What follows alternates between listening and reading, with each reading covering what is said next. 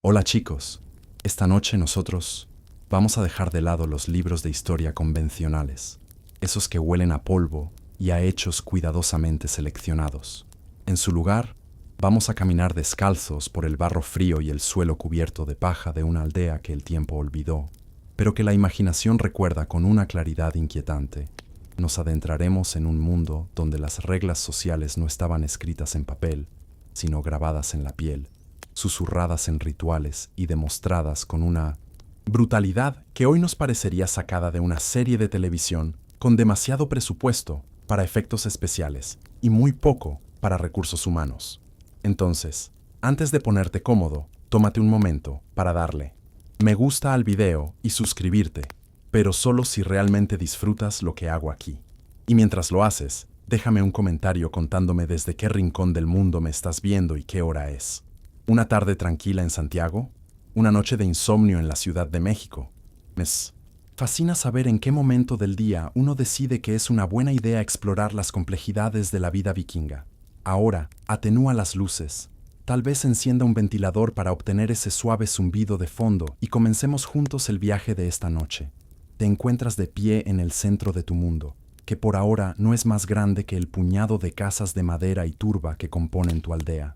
Eres pequeño, lo suficientemente bajo como para que las conversaciones de los adultos floten sobre tu cabeza como nubes de humo, llenas de palabras que entiendes a medias. El aire huele a una mezcla extraña, un potpurrí de supervivencia que ninguna tienda de decoración se atrevería a vender. El humo de leña del hogar central, el olor salado y penetrante del pescado secándose en los bastidores y el aroma terroso del ganado que comparte el calor del dracar durante el invierno. Tus pies descalzos conocen cada centímetro de este suelo irregular. Sabes dónde se forma el charco de barro después de la lluvia y qué viga del dracar es mejor para trepar y espiar el trabajo del herrero. Tu vida se rige por ritmos simples. El sol te despierta y el fuego del hogar central te reúne por la noche. En el centro del gran salón, el fuego crepita y lanza sombras danzantes sobre las paredes de madera. Es el corazón de la casa, un lugar donde se come, se duerme y se cuentan historias. Los historiadores saben que el dracar vikingo era el centro de la vida familiar, con su fuego central para dar calor y cocinar y bancos a lo largo de las paredes que servían de cama por la noche. Ves a tu madre sentada en uno de esos bancos, tejiendo con una habilidad hipnótica, mientras tu padre repara una red de pesca con los dedos callosos. A tu lado, una anciana, la abuela de alguien, cuida con esmero un trozo de hongo seco. No sabes qué es, pero la has visto usarlo para transportar brasas de un fuego a otro, como si llevara una brasa mágica en el bolsillo. Es un hongo yesquero, un pequeño secreto, tecnológico para no tener que empezar un fuego de cero, el equivalente a una batería externa del siglo IX. Los días son una sucesión de pequeñas tareas y juegos. Los historiadores todavía debaten si los niños vikingos tenían juguetes específicos, o si simplemente jugaban con versiones en miniatura de las herramientas de los adultos, como pequeños cuchillos de madera y hachas sin filo. El tuyo es un pequeño escudo de madera que te dio tu tío. Pasas horas desviando los ataques imaginarios de monstruos marinos y de los hijos del clan vecino. A veces, te sientas cerca del anciano del clan, un hombre cuyo rostro es un mapa de arrugas y cicatrices. Él es el motor de búsqueda de la aldea, el guardián de las sagas. Sus historias sobre Thor, Odín y gigantes de hielo son mejores que cualquier cosa que pudieras ver en una pantalla, porque sus ojos brillan con la convicción de quien ha visto a los dioses caminar entre los hombres.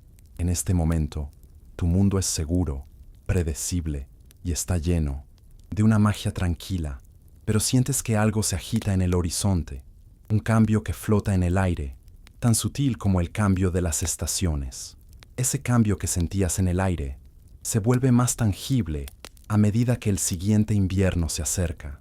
Ya no eres el niño más pequeño que corretea por la aldea. Ahora hay otros que ocupan ese lugar, y tú has entrado en esa extraña tierra de nadie entre la niñez y la edad adulta. Tu atención se centra en los chicos un poco mayores que tú, Aquellos que ya han cruzado el umbral, notas que caminan diferente, con una confianza que roza la arrogancia.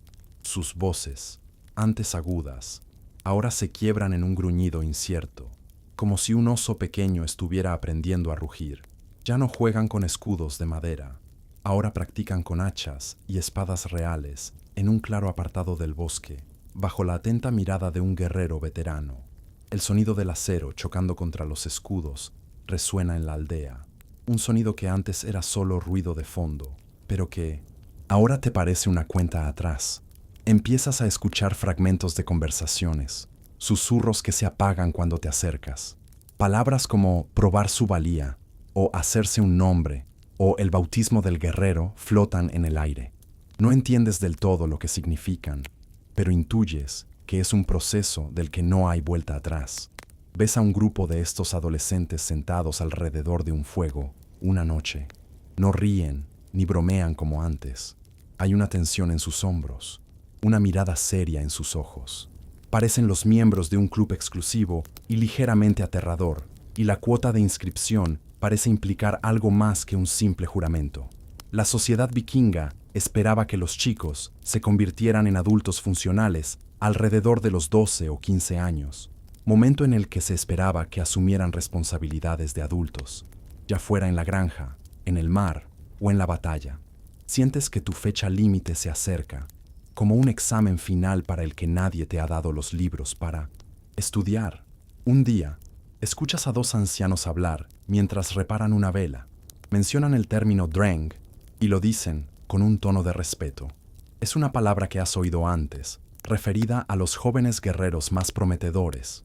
Un dreng era un hombre joven, valiente y honorable, un ideal al que todos los chicos aspiraban. No se trataba solo de ser fuerte, sino de tener la mentalidad correcta, la lealtad y el coraje. Te das cuenta de que no se trata de un cambio físico, sino de una transformación completa, una especie de graduación social.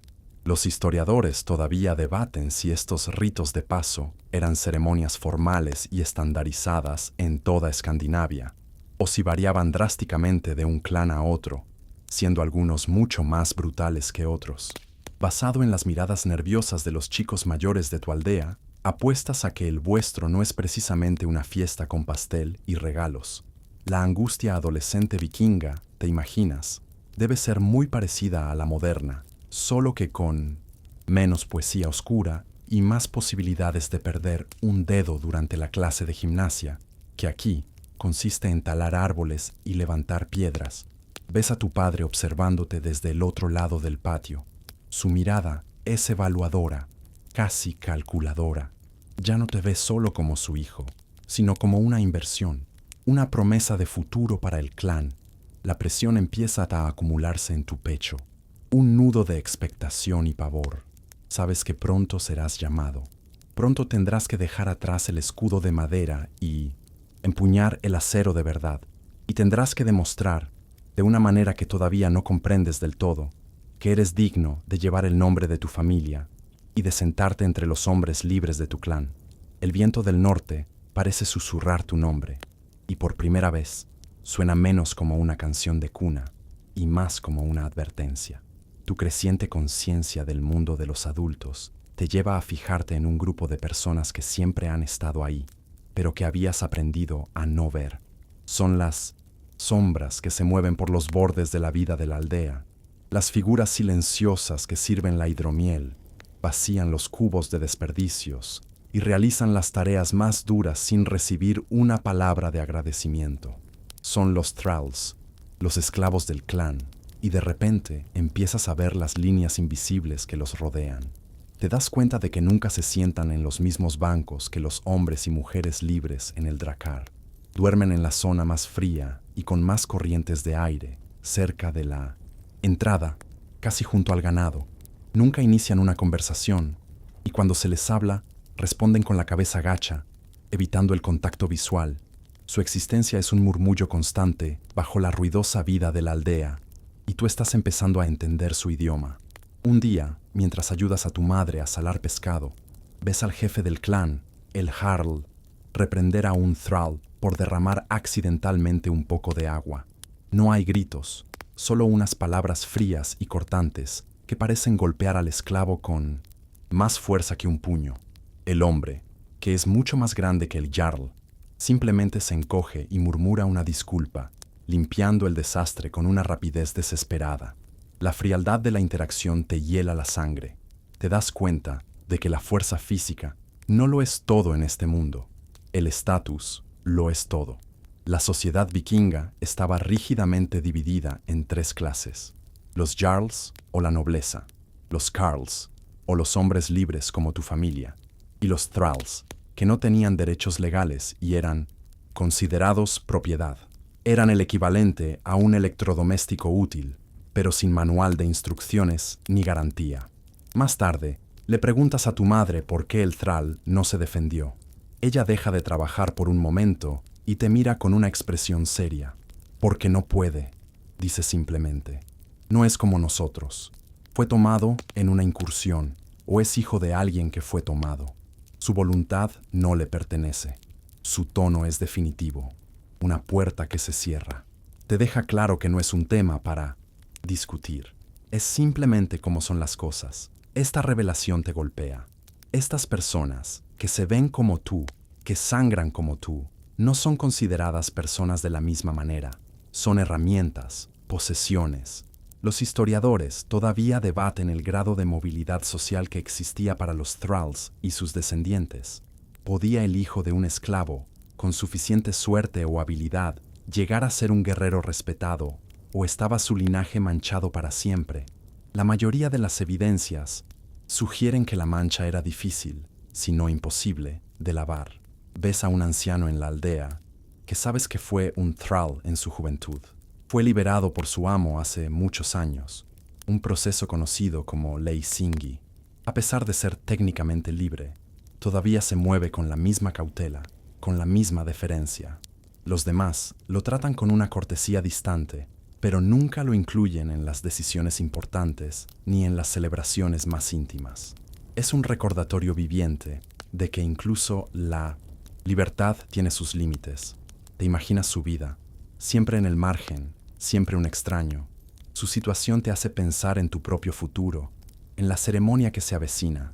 Te das cuenta de que la prueba no es solo para demostrar que eres fuerte o valiente, es para confirmar tu lugar dentro del círculo de los hombres libres, para reafirmar la distancia entre tú y las sombras que sirven la hidromiel.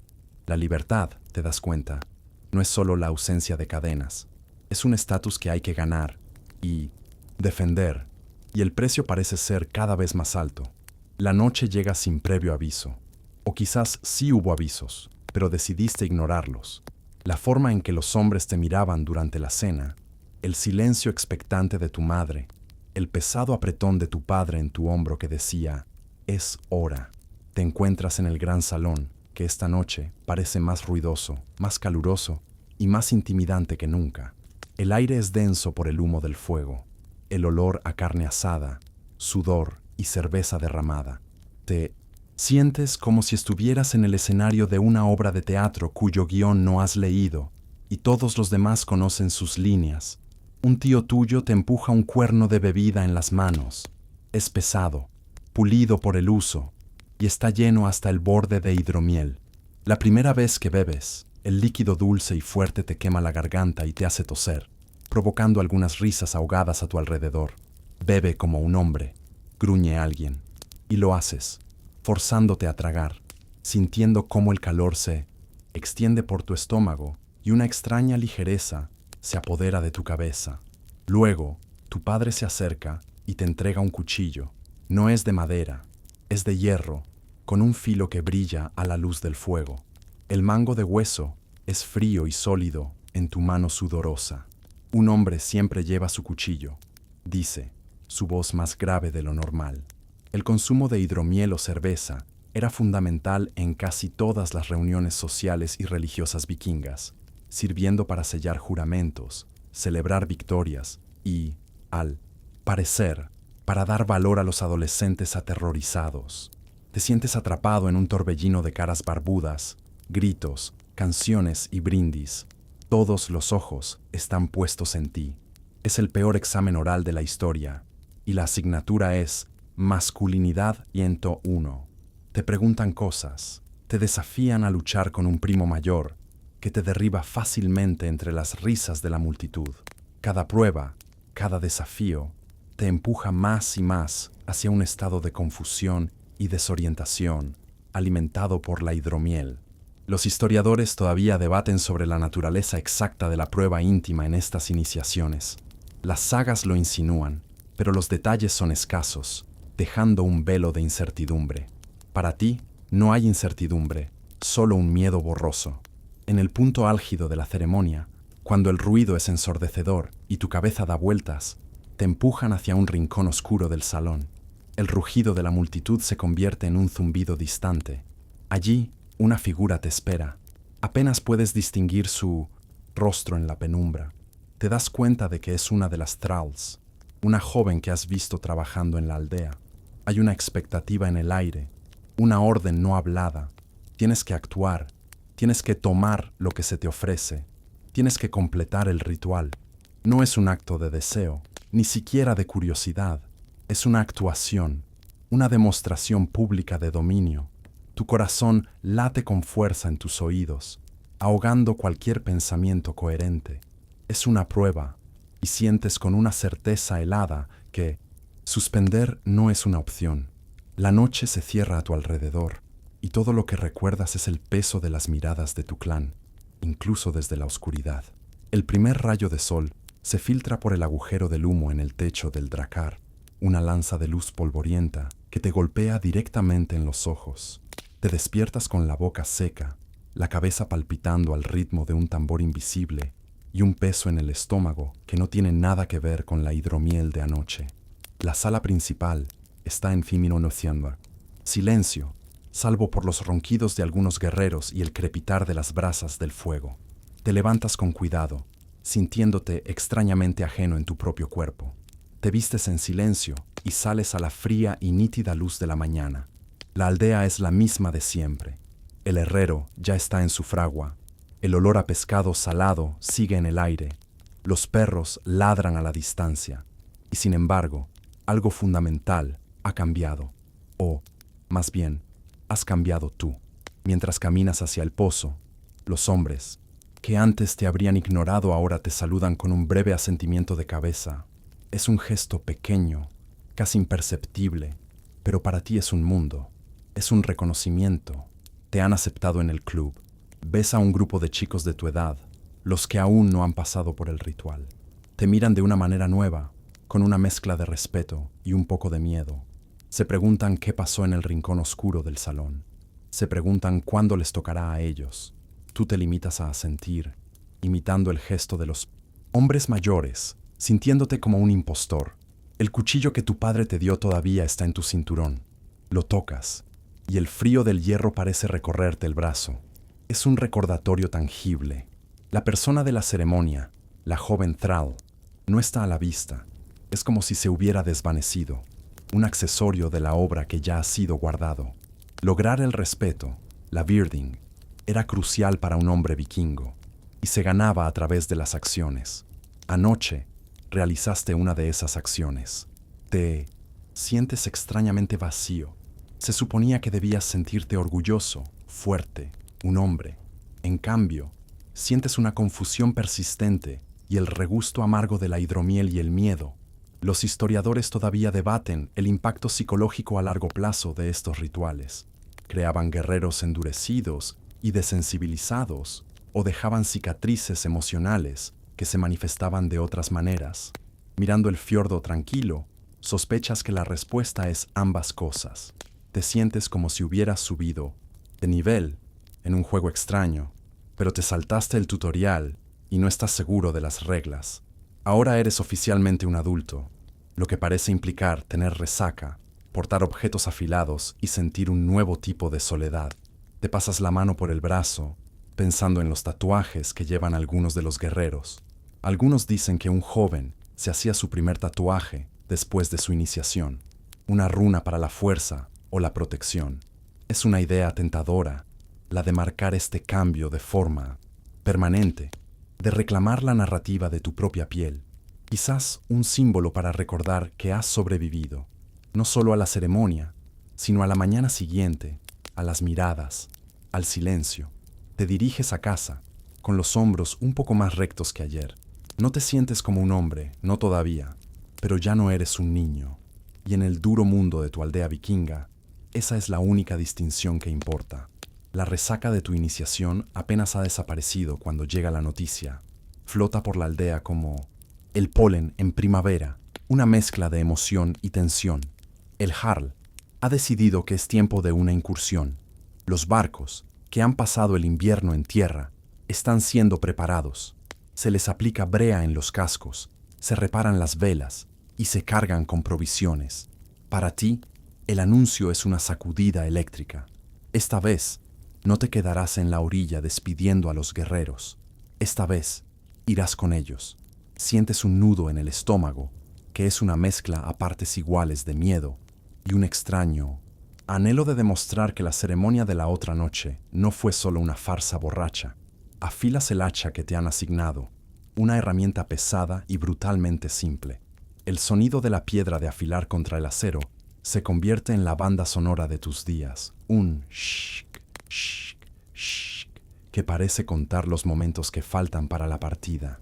Pero la preparación no es solo física. Hay fuerzas más grandes que deben ser apaciguadas. La noche antes de zarpar, toda la aldea se reúne en un claro, sagrado en las afueras. En el centro hay un círculo de piedras y un altar tosco. Es aquí donde se realizará el blot, el sacrificio a los dioses. La atmósfera es solemne, muy diferente a la caótica celebración de tu iniciación. Una sacerdotisa, una völva cuyo rostro está oculto por las sombras de su capucha, preside la ceremonia. Un caballo, una bestia magnífica y fuerte, es conducido al centro del círculo. Su destino es sellar el pacto de la comunidad con los dioses. El sacrificio de animales, especialmente caballos, era una parte central de los rituales religiosos nórdicos para asegurar la buena fortuna en la guerra o las cosechas. El animal es degollado rápidamente y su sangre se recoge en un cuenco de madera. La volva toma entonces una rama de abeto, la sumerge en la sangre caliente y la rocía sobre los guerreros. Sientes las gotas tibias y pegajosas en tu cara y brazos. Es un bautismo de un tipo diferente, más oscuro. La sangre te conecta con el sacrificio, con los dioses, con el destino que esperas forjar. Luego, la sacerdotisa rocía las armas, los escudos y la proa del dracar, que ha sido decorada con una cabeza de dragón tallada que parece gruñirle al cielo. Los historiadores todavía debaten el alcance de los sacrificios humanos en la cultura vikinga, mientras que fuentes como el cronista Adán de Bremen describen grandes rituales en lugares como Uppsala, donde se sacrificaban humanos junto a animales. La evidencia arqueológica es mucho menos concluyente, lo que sugiere que podría haber sido una práctica rara o exagerada por los cronistas cristianos. Mirando a tu alrededor, te alegras de que hoy el menú del sacrificio solo incluyera un caballo. Después del ritual solemne, la atmósfera cambia. Se encienden grandes hogueras, se abren los barriles de hidromiel y la carne del caballo sacrificado se asa para un gran festín comunal. La noche se convierte en una fiesta ruidosa. Se cuentan historias de incursiones pasadas, se cantan canciones de héroes y se bebe hasta que el mundo empieza a girar. Te das cuenta de que este es el otro lado de la preparación. La embriaguez ritual no es solo por diversión, es para alejar el miedo, para entrar en un estado mental donde la muerte parece una posibilidad lejana y gloriosa. Ves a algunos de los guerreros más veteranos, los berserkers, sentados un poco apartados. No celebran, susurran y mecen sus cuerpos, como si entraran en trance. Se dice que no sienten dolor en la batalla, que muerden sus escudos con furia. Prefieres mantener tu distancia, ya que su tipo de fiesta parece implicar menos baile y más cabezazos contra los árboles. Miras las llamas danzantes, con el hacha a tu lado, la sangre del caballo secándose en tu piel y la hidromiel calentándote desde dentro. Estás listo, o al menos tan listo como un adolescente con un arma afilada y muchas malas ideas puede estar. La mañana de la partida es un caos organizado. El aire salado del fiordo se mezcla con el humo de las hogueras de la noche anterior. Te despides de tu madre con un abrazo torpe. Ella no llora, no en público. Las mujeres vikingas eran criadas para ser estoicas, pero ves en sus ojos una preocupación que las palabras no necesitan expresar. Te mete en la mano un pequeño amuleto de metal con forma de martillo. El martillo de Thor, Mjolnir, un símbolo de protección que llevaban tanto hombres como mujeres. Lo guardas en tu bolsa, sintiendo su peso reconfortante. Te unes a la fila de hombres que suben al dracar, un barco largo y elegante que parece una bestia dormida sobre el agua. Poner un pie en su cubierta es como entrar en otro mundo. Es estrecho, atestado, y huele a una mezcla de brea, cuero mojado y la inconfundible fragancia de muchos hombres que no han visto un baño decente en semanas. Básicamente, una residencia universitaria flotante.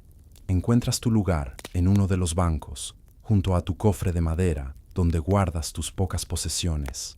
Este será tu hogar durante las próximas semanas. No hay camarotes, ni privacidad, ni siquiera un techo. Estás a merced de los elementos. El Jarl se sitúa en la popa, junto al gran remo de dirección. Su autoridad es absoluta aquí. Con una orden, los hombres empujan el barco lejos de la orilla, y los remos se hunden en el agua en un ritmo sincronizado. El movimiento es poderoso, hipnótico. El dracar se desliza por el fiordo, dejando atrás tu aldea, que se hace cada vez más pequeña hasta desaparecer. Ahora estás solo, rodeado de unos 60 hombres y el vasto indiferente mar. La vida a bordo está dictada por una jerarquía estricta. Los guerreros más experimentados ocupan los lugares centrales, mientras que los novatos como tú están más cerca de la proa, donde las olas golpean con más fuerza. Aprendes rápidamente las reglas no escritas. Nadie habla más de lo necesario. Cada hombre es responsable de su equipo. La comida, principalmente pescado seco, pan duro y agua, se raciona cuidadosamente. Los historiadores todavía debaten cómo los vikingos navegaban en mar abierto. Es probable que utilizaran una combinación de observación del sol y las estrellas, el conocimiento de las costas, los patrones de vuelo de las aves, e incluso instrumentos rudimentarios como el disco de un artok o la piedra solar, un cristal que podía detectar la posición del sol incluso en días nublados. Para ti, parece pura magia. El piloto del barco, un anciano con ojos que parecen contener el océano entero, parece leer el mar como tú lees las huellas en el bosque. Los días se convierten en una rutina monótona. Remar, comer, dormir y mirar el horizonte gris. A veces, para romper el tedio, alguien saca un Hrafnagaldr, un tipo de flauta de hueso, y toca una melodía melancólica. Una curiosidad de la vida en el barco era cómo gestionaban los desechos. La respuesta es simple: por la borda. El océano era su baño y su basurero, lo que probablemente no lo convertía en el lugar más agradable para nadar si venías justo detrás. Las noches son lo peor. El frío se te mete en los huesos y el único calor proviene de acurrucarse junto a tus compañeros. Una intimidad forzada que te resulta incómoda. Duermes bajo la vela bajada o a la intemperie, escuchando el crujido de la madera, el chapoteo del agua contra el casco y los ronquidos de tus compañeros. A veces, en mitad de la noche, te despiertas sobresaltado, convencido de que te estás hundiendo. Pero el dracar es increíblemente resistente y flexible, diseñado para cabalgar las olas en lugar de luchar contra ellas. Te aferras a tu amuleto de Thor, un pequeño trozo de civilización en este desierto flotante. Estás aprendiendo una lección fundamental. El mar no se preocupa por ti. No te odia, pero tampoco te ama. Simplemente es. Y para sobrevivir en él, debes convertirte en parte de su ritmo, en un engranaje más de esta máquina de madera y músculo que se desliza implacablemente hacia un destino desconocido. Después de lo que parece una eternidad de agua gris y cielos plomizos, algo cambia en el horizonte. Un grito desde el puesto de vigía confirma lo que tus ojos apenas pueden creer. ¡Tierra! Una línea oscura y delgada aparece en la distancia. creciendo lentamente hasta convertirse en una costa verde y brumosa. Es una tierra diferente a la tuya.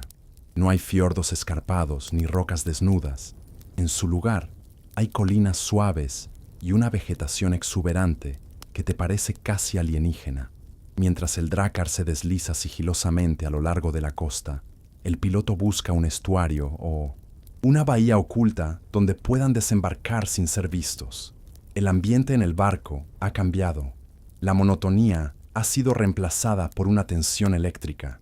Los hombres revisan sus armas, ajustan sus cascos de cuero y metal y hablan en susurros. El aire crepita con anticipación. El Jarl reúne a los guerreros más veteranos y extiende un mapa tosco sobre un cofre. Tú te acercas lo suficiente para escuchar. El objetivo no es una aldea o una fortaleza, es un monasterio. Señalan un punto en la costa, donde, según sus informantes, se encuentra un lugar llamado Lindisfarne, un lugar de hombres que rezan a un dios diferente, un dios blanco que, según dicen, predica la paz y la mansedumbre. Los guerreros más veteranos se ríen de esto. Para ellos, un dios que no lucha es un dios débil, y sus seguidores son presa fácil. Entiendes entonces que este ataque es algo más que una simple búsqueda de tesoros. La elección de atacar monasterios era una estrategia deliberada. Eran centros de riqueza, llenos de oro, plata y manuscritos valiosos que podían venderse o rescatarse. Además, estaban mal defendidos, ya que sus habitantes eran monjes, no soldados. Te das cuenta de la lógica brutalmente eficaz de tus líderes. Es como si alguien te dijera que el lugar más seguro para guardar tu dinero es en una casa de papel sin cerraduras y custodiada por corderos. La profanación es parte del objetivo. Humillar a este dios extranjero y a sus seguidores es tan importante como el botín que puedan conseguir. Es una declaración de poder, una forma de decir: vuestros símbolos sagrados no significan nada para nosotros. Vuestra fe no os protegerá. Desembarcáis al amparo de la niebla del amanecer, moviéndoos con un silencio fantasmal a través de los campos húmedos. El aire huele a hierba mojada y a ovejas. Es una paz que está a punto de hacerse añicos.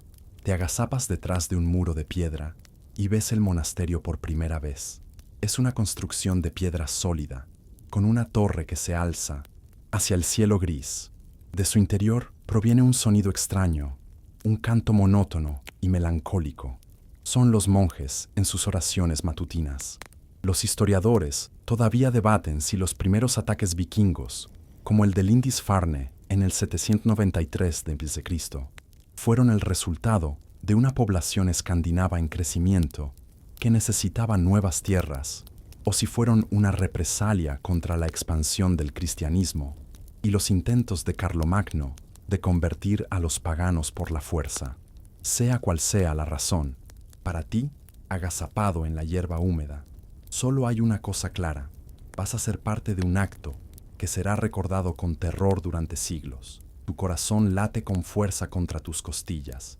Sostienes tu hacha con tanta fuerza que tus nudillos se vuelven blancos. El Jarl levanta la mano, espera el momento perfecto y luego la baja con un movimiento brusco. El grito de guerra resuena en el aire silencioso de la mañana, un sonido de pura depredación. Corres hacia los muros de piedra, una pequeña pieza, en una ola de violencia que está a punto de estrellarse contra este pacífico rincón del mundo. La incursión es un torbellino de gritos, acero y confusión. Atraviesas las puertas del monasterio y te sumerges en un mundo que no podrías haber imaginado.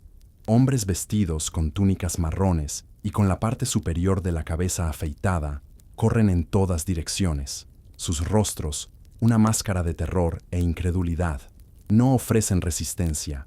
Algunos caen de rodillas y rezan, otros intentan esconderse. La violencia es rápida y brutal. Ves a tus compañeros guerreros moverse con una eficiencia aterradora, derribando a cualquiera que se interponga en su camino. Tu primera confrontación es con un monje joven, no mucho mayor que tú. Se interpone en tu camino, sosteniendo un pesado libro con una cruz dorada en la cubierta, como si fuera un escudo.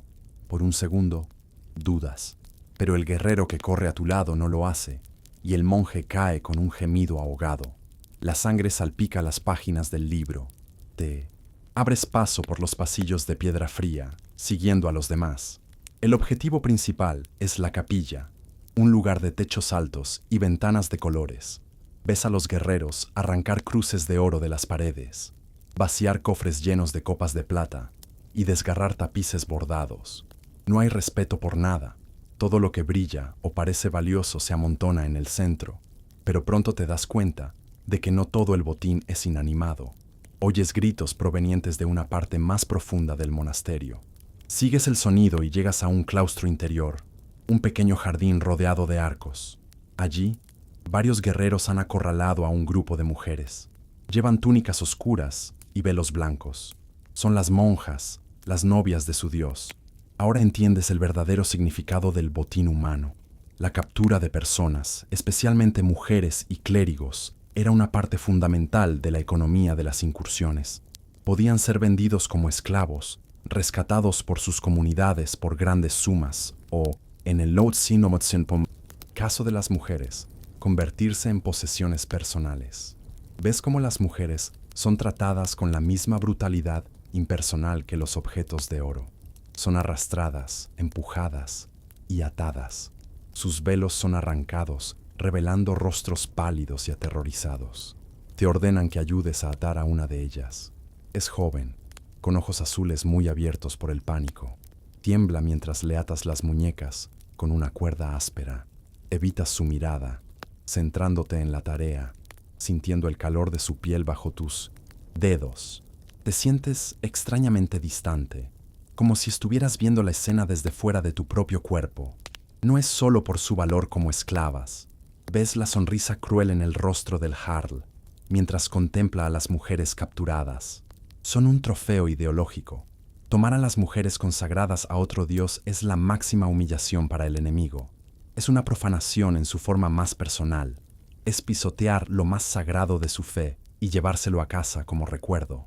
Los historiadores todavía debaten la extensión de la violencia sexual durante estas incursiones iniciales. Las crónicas monásticas, escritas con horror y rabia, a menudo describen actos de brutalidad indescriptible, mientras que las sagas nórdicas tienden a pasar por alto estos detalles. La verdad, probablemente, se encuentra en un punto intermedio terriblemente gris. Para ti, la verdad está en los gritos ahogados y en las lágrimas silenciosas de las mujeres que son conducidas fuera del monasterio. Una curiosidad macabra de la época es que algunos monjes se convirtieron en esclavos de gran valor debido a su alfabetización. Un monje que sabía leer y escribir podía ser más útil como administrador o escriba que como trabajador de campo. Pero las mujeres no tenían ese valor. Su valor era otro. Ayudas a cargar el botín de vuelta al Drakkar, el oro, la plata y los cuerpos temblorosos. El monasterio arde a vuestra espalda, una pira funeraria para un mundo que acabáis de destruir. El olor a humo se mezcla con el olor a miedo, y sabes que es un olor que nunca olvidarás. De vuelta en el Drakkar, el ambiente es radicalmente diferente al del viaje de ida. La tensión ha sido reemplazada por una euforia ruidosa y jactanciosa. Los hombres beben, cantan y comparan el botín que han conseguido. El oro y la plata se amontonan en el centro del barco, un tesoro reluciente que refleja el sol. Pero tus ojos se desvían hacia el otro botín, el que está acurrucado en la proa, atado y silencioso. Las mujeres capturadas, una docena de ellas, están agrupadas, tratando de darse consuelo unas a otras. Son un parche de oscuridad y miseria en medio de la celebración. El viaje de regreso es un infierno flotante, no solo para ellas, sino para ti, que te ves obligado a presenciar su sufrimiento. El mar es agitado y muchas de ellas se marean. No se les muestra ninguna compasión. Se las trata como ganado, empujándolas si estorban, ignorando sus súplicas o sus gemidos. Una noche, presencias la fría aritmética del reparto. El Jarl, como líder, tiene derecho a la primera elección. Se acerca al grupo de cautivas, examinándolas como si fueran caballos en un mercado. Sus ojos se detienen en la más joven, la misma a la que tú ataste. Con un gesto, ordena que la lleven a su improvisado espacio en la popa, separado del resto por una vela extendida. La mujer es arrastrada, y los sonidos que provienen de detrás de la tela hacen que se te revuelva el estómago. Nadie interviene. Es su derecho. La jerarquía vikinga era estricta, incluso en 1900. El reparto del botín. El líder siempre elegía primero, seguido por sus guerreros de élite, los hirdmen. El resto del botín se distribuía entre los demás hombres, a menudo por sorteo, o como recompensa por su valentía en la batalla. Los días siguientes, ves cómo se formaliza el resto del reparto. Los guerreros más veteranos negocian entre ellos, intercambiando un brazalete de plata por un turno con una de las mujeres, o apostando su parte del botín en un juego de dados para ganar la posesión de otra. Todo se hace de forma abierta, pragmática y desprovista de cualquier emoción que no sea la codicia o la lujuria. Tú, como novato, no tienes derecho a nada, y una parte de ti se siente inmensamente aliviada por ello. Prefieres no tener parte en esta atrocidad, aunque tu silencio te haga cómplice. Los actos ocurren sin ninguna pretensión de privacidad. El barco es demasiado pequeño y a nadie parece importarle. La vida íntima forzada es solo otro aspecto de la rutina del barco, tan normal como remar o comer pescado seco. De hecho, algunos guerreros parecen creer que mantener a las mujeres ocupadas es bueno para la moral, una distracción de la dureza del viaje. Te preguntas si esta es la razón por la que en tu viaje de ida no había mujeres. Parece una complicación logística innecesaria, el equivalente a llevar fuegos artificiales a una misión de sigilo. Los historiadores todavía debaten sobre el estatus exacto de estas mujeres una vez que llegaban a Escandinavia. Algunas se convertían en thralls permanentes, otras podían ser tomadas como concubinas o incluso como segundas esposas, un estatus conocido como frilla. Sus hijos, aunque no tenían los mismos derechos que los de una esposa legítima, a menudo eran reconocidos y criados dentro del clan. Miras a las mujeres, sus rostros ahora vacíos y resignados, han sido despojadas de todo. Su hogar, su fe, su dignidad, ahora son solo posesiones, su futuro decidido por la caprichosa crueldad de sus captores. Ves al Jarl, mirando la costa que se acerca, la de tu hogar. Tiene una mano en el timón y la otra en el hombro de la joven monja, que está sentada a sus pies, como un perro obediente. En su rostro no hay rastro de culpa, solo la satisfacción de un hombre que ha salido a buscar tesoros y ha vuelto con todo lo que quería. El barco se desliza hacia el fiordo, llevando su cargamento de oro, miseria y poder, y tú regresas a casa, ya no como un niño, ni siquiera como un hombre recién iniciado, sino como algo más oscuro, algo que ha visto el verdadero precio de la gloria de tu pueblo. El dracar se desliza finalmente en las aguas familiares de tu fiordo. El viaje de regreso ha terminado. Desde la orilla se oyen gritos de júbilo. La aldea entera está allí para recibiros. Mientras desembarcas, con las piernas temblorosas por haber recuperado la tierra firme, te ves envuelto en una celebración caótica. Te dan palmadas en la espalda que casi te tiran al suelo. Te llenan el cuerno de hidromiel fresca y te aclaman como a un héroe. Las canciones de vuestra hazaña ya se están componiendo, exagerando cada detalle hasta convertir un ataque brutal en una saga épica. Te sientes como el ganador de un reality show extremadamente violento, con la diferencia de que el premio no es dinero, sino el derecho a no ser olvidado. Pero a pesar de la celebración, te sientes extrañamente distante, un espectador en tu propia fiesta de bienvenida. Ahora ves tu hogar con unos ojos nuevos y cansados, las mismas cabañas, de madera, el mismo humo ascendiendo hacia el cielo. Todo parece diferente, como si una capa de barniz oscuro hubiera cubierto el paisaje de tu infancia. Observas al Jarl mientras supervisa el desembarco del botín. Camina con una nueva arrogancia, su riqueza ahora visible en la forma de cofres rebosantes de plata y oro. Las incursiones exitosas traían consigo un inmenso prestigio y recursos. permitiendo a los líderes recompensar a sus seguidores y asegurar su lealtad. Una especie de programa de bonificaciones corporativas, pero con espadas. Ves cómo su nueva riqueza altera las dinámicas. Los hombres que antes le hablaban como a un igual, ahora lo hacen con una nueva deferencia. El poder, te das cuenta, es un metal más pesado que el oro. Tu mirada se desvía hacia las mujeres de la aldea, tu madre, las esposas de los otros guerreros. Se acercan para recibir a sus hombres, pero sus ojos se desvían inevitablemente hacia el grupo de cautivas que son desembarcadas las últimas. No ves compasión en sus miradas, sino una evaluación fría y práctica. Están midiendo a la competencia, a las nuevas trabajadoras, a las potenciales amenazas para sus propios hogares. La red de chismes de la aldea, que siempre ha funcionado más rápido que cualquier conexión de fibra óptica, ya está procesando esta nueva información, decidiendo quién irá a qué hogar y qué significará para el equilibrio de poder doméstico. Algunas mujeres incluso admiran los exóticos objetos que los guerreros han traído. Un broche de cristal de colores, un trozo de tela de seda. Estos objetos se convertirán rápidamente en símbolos de estatus, un recordatorio tangible del éxito de la incursión. Los historiadores debaten si esta celebración era una muestra de alegría genuina por la supervivencia de sus hombres, o una celebración más pragmática de la riqueza y los recursos recién adquiridos que asegurarían la prosperidad de la aldea durante el invierno. Probablemente era una mezcla de ambas cosas. Para ti, sin embargo, la alegría se siente hueca.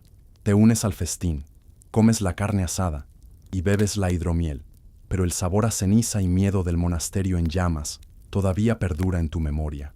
Te has ido como un niño asustado y has vuelto como un guerrero celebrado, pero en el proceso has perdido una inocencia que ni todo el oro del mundo puede reemplazar. Ves tu reflejo en un escudo pulido, un rostro más delgado, unos ojos más viejos. El héroe que ellos celebran es un extraño para ti. Tras los primeros días de celebración y festejos, llega el momento de la distribución formal del botín. Se lleva a cabo en el gran salón, con el jarl presidiendo desde su asiento elevado.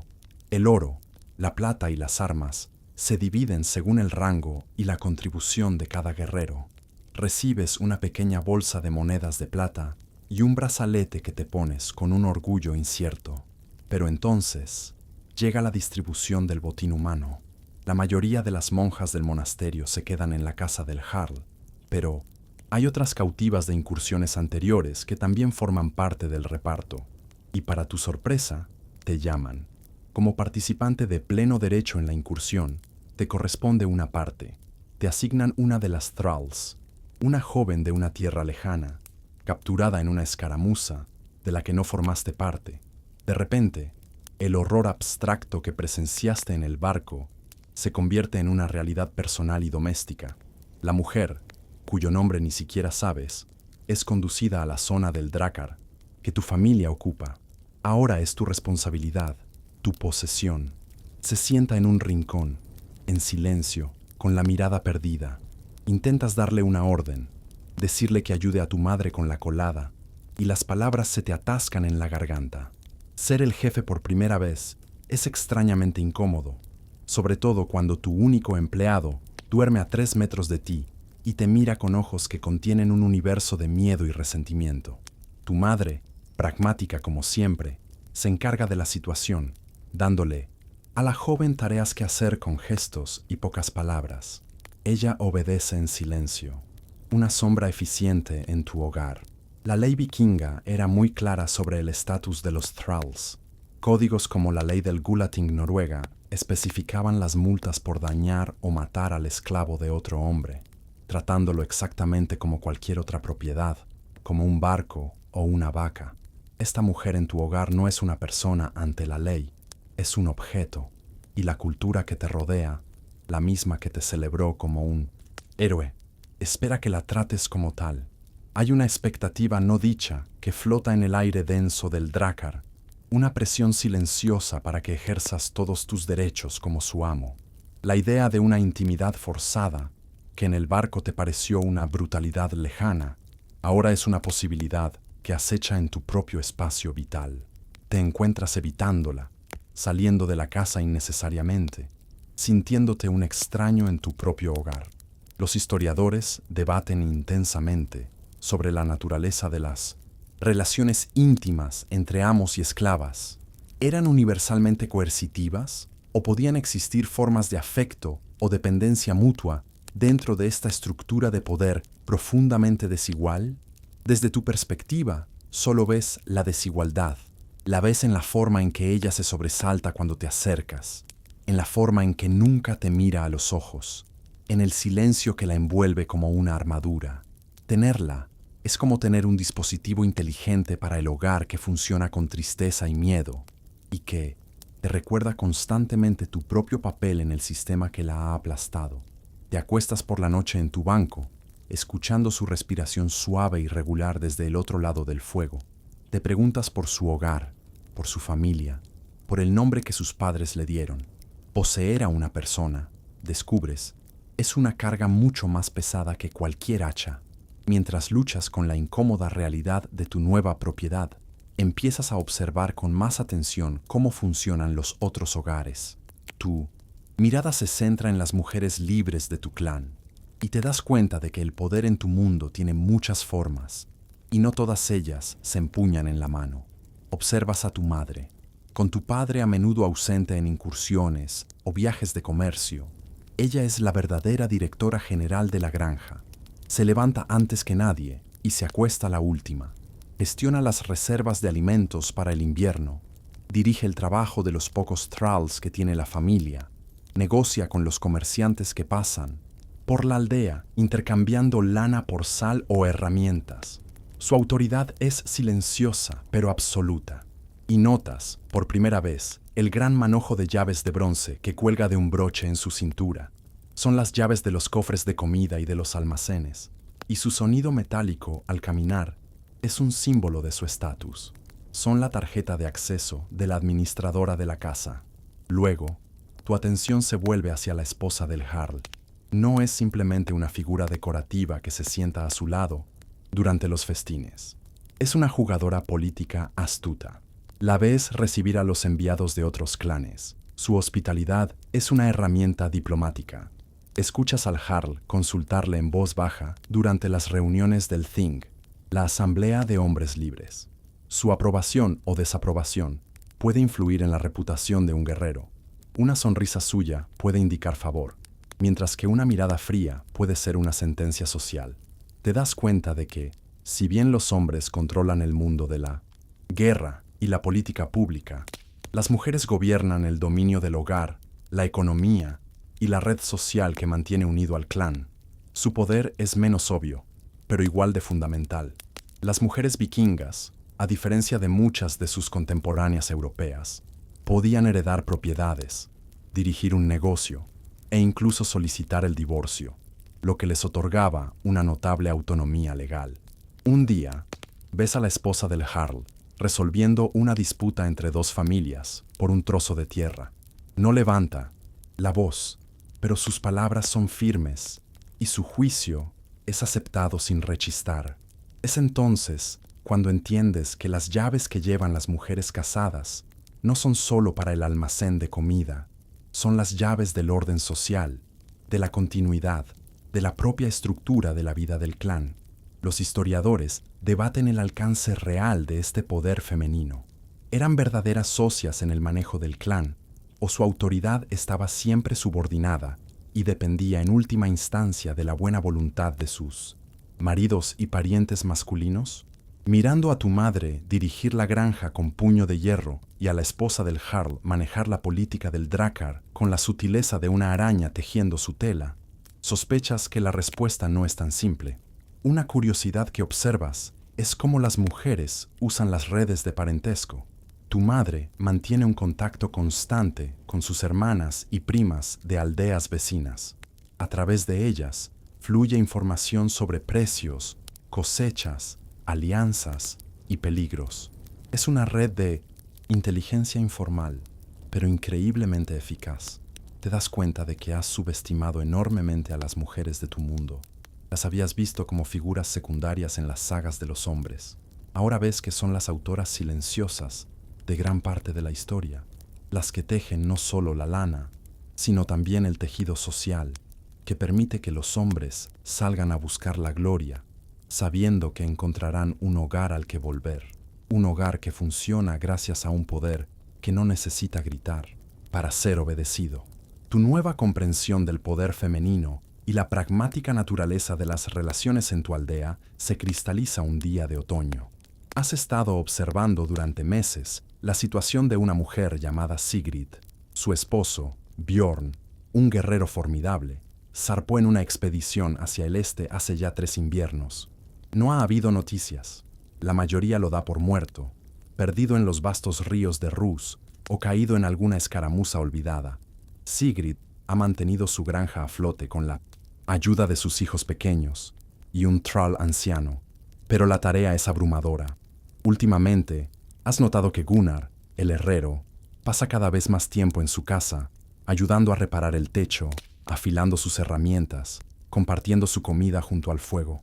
Al principio, la gente susurraba. Ahora, es un hecho aceptado. Gunnar prácticamente se ha mudado allí. Esperas algún tipo de confrontación, un juicio en la asamblea del Thing, un estallido de escándalo, pero no ocurre nada. La reacción de la comunidad es un encogimiento de hombros colectivo. La lógica es simple y brutalmente práctica. Sigrid necesita la fuerza y la protección de un hombre para mantener su granja y a sus hijos a salvo. Gunnar, que era viudo, necesita un hogar y una familia. Es una fusión, no de corazones, sino de necesidades. La supervivencia triunfa sobre el sentimentalismo.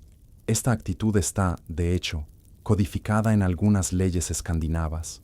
En Islandia, por ejemplo, el Código de Leyes Gragas permitía a una mujer divorciarse de su marido y declararse soltera si él estaba ausente del país durante 3 años, dándole la libertad de volver a casarse. Es como una cláusula de abandono en un contrato, la versión vikinga de «Si no has llamado en 3 años, he seguido adelante». Observas a Sigrid y a Gunnar trabajando juntos en el campo. No hay muestras públicas de afecto. No hay risas ni miradas cómplices. Hay una camaradería eficiente, el trabajo en equipo de 2 personas que han hecho un pacto para sobrevivir. Se mueven en una sincronía tranquila, entendiendo que su unión es, ante todo, una alianza económica. Los historiadores debaten si esta flexibilidad era una muestra de la autonomía femenina o simplemente una necesidad económica. ¿Fue Sigrid quien tomó la decisión de invitar a Gunnar a su vida? ¿O fue presionada sutilmente por la comunidad para encontrar un hombre que asegurara que su granja no se convirtiera en una carga para la aldea? Viendo la determinación en el rostro de Sigrid, tiendes a pensar que fue ella quien tomó las riendas de su propio destino. Una tarde, ves a Gunnar darle a Sigrid un regalo, un peine de hueso finamente tallado. Lo hace sin ceremonia, casi con torpeza. Ella lo acepta con un breve asentimiento. Este gesto te recuerda algo que oíste sobre las morgungjof o dádivas matutinas. A veces, una unión informal se sellaba cuando el hombre le daba a la mujer un regalo a la mañana siguiente de su primera noche juntos. No era un matrimonio formal, pero era un reconocimiento público de su relación.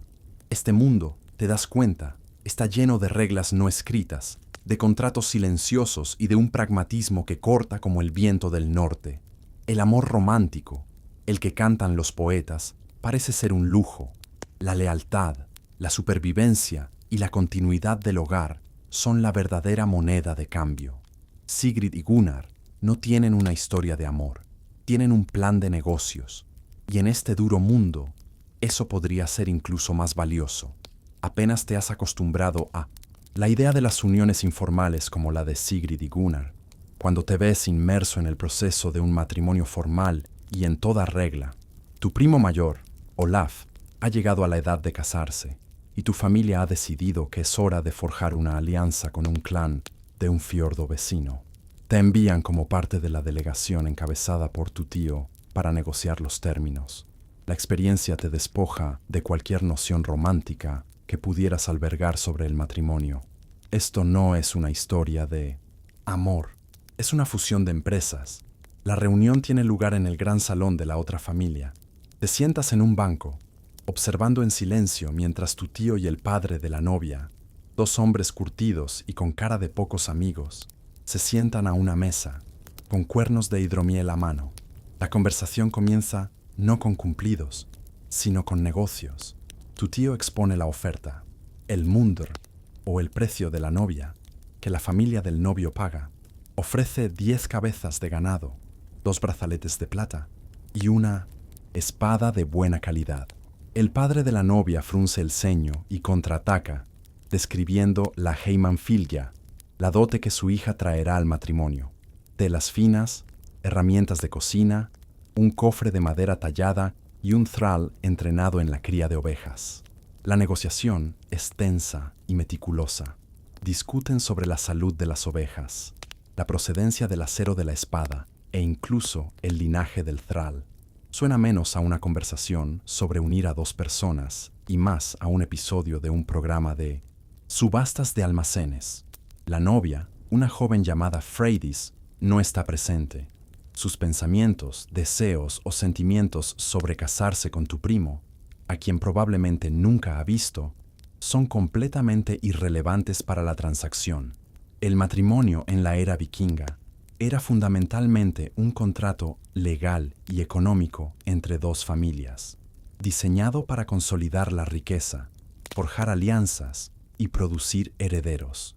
Finalmente, después de horas de regateo y varios cuernos de hidromiel, llegan a un acuerdo. Se añaden 3 ovejas más y un escudo nuevo al trato. Los dos hombres se dan la mano con fuerza y beben para sellar el pacto. Se fija una fecha para la boda.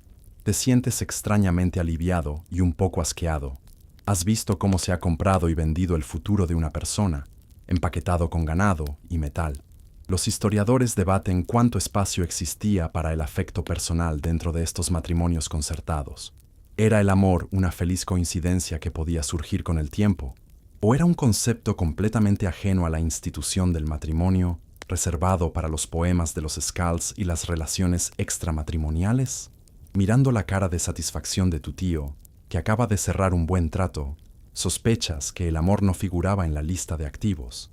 La ceremonia de boda, cuando se celebra semanas más tarde, está llena de rituales simbólicos. La curiosidad es que muchos de estos rituales refuerzan la naturaleza transaccional del evento. Tu primo le entrega una espada a su nuevo suegro, un gesto que simboliza que ahora él asumirá la protección de la familia. A cambio, a Freydis se le entregan las llaves de su nuevo hogar, simbolizando su nuevo papel como señora de la casa. Hay un gran festín, por supuesto, con mucha comida y bebida, pero incluso en medio de la celebración, no puedes evitar ver la unión no como el comienzo de una vida juntos, sino como la firma final de un contrato. El amor no está en el aire. Lo que hay es el olor a cerdo asado y el sonido de alianzas estratégicas consolidándose. Después de presenciar la fría negociación del matrimonio de tu primo, empiezas a pensar que has entendido la lógica de las alianzas de tu pueblo. Pero entonces, tu atención se dirige a los círculos más altos de poder, la propia familia del Jarl. Circulan rumores de que su hijo y heredero se va a casar. La emoción en la aldea es palpable, pero cuando te enteras de quién es la novia, sientes una punzada de confusión. No es la hija de un rey, extranjero, ni de un Jarl rival. Es su prima hermana, la hija del hermano del Jarl. Al principio, la idea te parece extraña, demasiado cercana. Es como decidir que, para no complicarte la vida, vas a salir con alguien de tu misma casa. Pero mientras observas y escuchas, empiezas a comprender la lógica implacable que hay detrás. Para las familias gobernantes, que a menudo afirman descender directamente de los dioses, el mundo es un lugar pequeño. Casarse con un extraño, incluso con alguien de otro clan poderoso, significa diluir la sangre, compartir el poder, ceder una parte de su estatus divino y de sus tierras. Pero casarse dentro de la familia es una estrategia de consolidación. Mantiene la riqueza, las tierras y el poder concentrados en un solo linaje. Refuerza la idea de que su sangre es diferente, especial, demasiado pura para mezclarla con la de simples mortales. La endogamia, descubres, no es un tabú, es una herramienta política, una forma de asegurarse de que el negocio familiar, que en este caso es gobernar, se quede en la familia. El árbol genealógico de la familia del Jarl, ¿te das cuenta? Probablemente se parece menos a un árbol con ramas extendidas y más a una corona de laurel, un círculo cerrado sobre sí mismo. Esta práctica, te enteras, tiene incluso un precedente divino. En las historias que cuenta el anciano del clan, los propios dioses no eran ajenos a las uniones familiares. Las deidades Vanir, Frey y Freya, dos de los dioses más queridos y poderosos, eran hijos de Njord y su propia hermana. Si los dioses lo hacían para mantener su poder, ¿por qué no iban a hacerlo los Jarls que decían ser sus descendientes? La práctica está envuelta en un silencio respetuoso. Nadie lo comenta abiertamente, pero todos lo entienden. Es la forma en que los poderosos se mantienen poderosos. Los historiadores debaten hasta qué punto estas uniones endogámicas eran una estrategia consciente para la consolidación del poder, o simplemente el resultado de la limitación geográfica y social. ¿Eran cálculos políticos fríos o simplemente se casaban con las únicas personas disponibles de su mismo estatus? Mirando la expresión calculadora del Jarl, sospechas que hay muy poco de accidental en su planificación familiar. La boda se celebra con una magnificencia que empequeñece la de tu primo, pero debajo de la pompa y el festín, la unión se siente como un acto de autoconservación, una forma de cerrar filas contra el mundo exterior.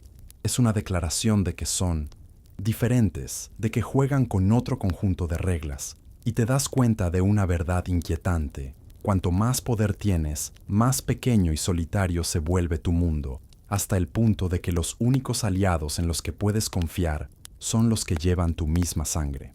Justo cuando crees que has comprendido las complejidades de la política familiar, presencias una explosión de política personal que te enseña una nueva lección sobre el poder y la ruina.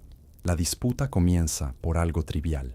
Un brazalete de plata que un guerrero, Kael, acusa a otro, Jarek, de haberle robado del cofre.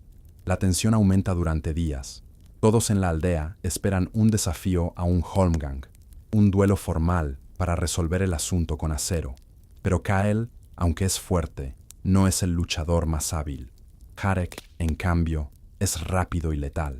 Así que Kael elige un arma diferente, una mucho más cruel. Durante una reunión en el gran salón, delante de todos, Kael no desafía a Jarek a un duelo. En su lugar, le grita una palabra, una sola palabra, que cae en el salón con el peso de una piedra de molino. Argr. El efecto es instantáneo. El ruido del salón se apaga. Todos los ojos se vuelven hacia Jarek. La palabra, que se traduce vagamente como no viril o afeminado, conlleva una acusación específica y devastadora, que Jarek ha asumido un papel sexual pasivo y receptivo. En la mentalidad vikinga, obsesionada con el dominio y la masculinidad, esta es la máxima humillación. No es un insulto casual, es una ejecución social. Ves el color desaparecer del rostro de Jarek. Su reputación, construida a lo largo de años de incursiones y batallas, se hace añicos en un segundo. Ha sido golpeado con un nid, un insulto tan grave que la ley y la costumbre le exigen una respuesta inmediata y violenta para limpiar su honor. Si no mata a aquel en ese mismo momento, la acusación se pegará a él para siempre, convirtiéndolo en un paria. La cultura vikinga no se preocupaba tanto por con quién dormía un hombre, sino por mantener un rol dominante. La pasividad era asociada con la debilidad y la sumisión, rasgos intolerables en un guerrero. Por eso, la acusación de Nid era un arma tan potente. Jarek, temblando de rabia y humillación, desenvaina su espada. Kael, que había anticipado la reacción, ya está retrocediendo, buscando la protección de sus parientes. El salón estalla en un caos de gritos y espadas desenvainadas. La disputa por un brazalete de plata se ha convertido en una posible guerra de clanes. Todo por el poder de una sola palabra. Los historiadores debaten si estas acusaciones se referían a la homosexualidad en general, o, más específicamente, a la penetración y la pasividad. La evidencia sugiere que la segunda opción es la más probable, destacando una cultura donde la dominación era el eje de la identidad masculina. A veces, para evitar un conflicto abierto, este tipo de insulto se lanzaba de forma ritual a través de un nidstong, o poste de la deshonra. Era un poste de madera, a menudo, con una cabeza de caballo en la parte superior y runas ofensivas talladas, que se clavaba en la tierra, apuntando a la casa del enemigo para maldecirlo. Era el equivalente a una valla publicitaria de la humillación. Pero Cale ha elegido la confrontación directa. La situación se calma finalmente por la intervención del Jarl, pero el daño ya está hecho. Jarek, aunque nadie crea del todo la acusación, ha sido manchado. Te das cuenta de que en este mundo las espadas pueden quitarte la vida, pero las palabras pueden quitarte algo mucho más valioso: tu lugar en el mundo de los hombres. Es un recordatorio aterrador de que las batallas más importantes no siempre se libran en el campo, sino en el frágil terreno del honor y la reputación. Conmocionado por la facilidad con que la reputación de un hombre puede ser destruida por las palabras, empiezas a prestar más atención a cómo los hombres la construyen. Te fijas en los guerreros veteranos de tu aldea, no en lo que dicen, sino en lo que sus cuerpos dicen por ellos. Sentado junto al fuego, observas al anciano piloto del barco, el que os guió a través del mar. Sus brazos están cubiertos de tatuajes de un azul oscuro y desvaído, patrones de nudos entrelazados que se enroscan como serpientes alrededor de sus músculos gastados. No son meros adornos, son un registro de su viaje, un mapa de su vida. El viajero árabe del siglo X, Ibn Fadlan, describió a los vikingos que encontró en el río Volga como si estuvieran cubiertos de tatuajes, desde la punta de los dedos hasta el cuello. Ahora entiendes que no era solo por estética, era su forma de escribir su historia. Tu mirada se posa en tu tío, que ríe a carcajadas contando una historia. Una gruesa cicatriz blanca atraviesa su ceja izquierda y le da un aspecto permanentemente fiero. Recuerdas la historia de esa cicatriz, un hacha danesa en una batalla en Inglaterra. Cada vez que cuenta la historia, la cicatriz es su prueba, su testigo silencioso. Empiezas a leer los cuerpos de los hombres como si fueran libros. La nariz torcida de un guerrero cuenta la historia de una pelea de taberna. La falta de un dedo en la mano de otro es un recordatorio de un juramento de sangre o un castigo. Las cicatrices de quemaduras en los brazos del herrero son su currículum. En un mundo sin papel, tu piel es tu pergamino.